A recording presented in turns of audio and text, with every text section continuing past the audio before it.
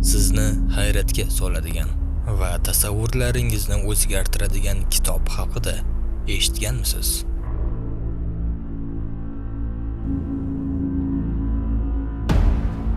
Fransiyaning eng nufuzli Goncourt mukofotini qo'lga kiritgan bu kitob qisqa muddatda bestsellerga aylanib, butun dunyoni zabt etdi.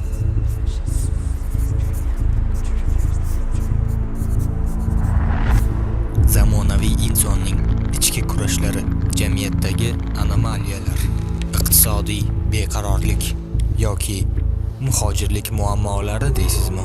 Bu kitobdan barchasini topishingiz mumkin. Anomaliya shunchaki kitob emas. U sizni o'ylantiradigan, hayotingizni o'zgartiradigan qimmatli tajriba. Hervé Letellierning Anomaliya kitobi bu dunyo va undagi o'rningiz haqida o'ylashga majbur qiladigan ajoyib asar. Kafolat beramiz, o'zbek tilida hali bunaqasini o'qimagansiz.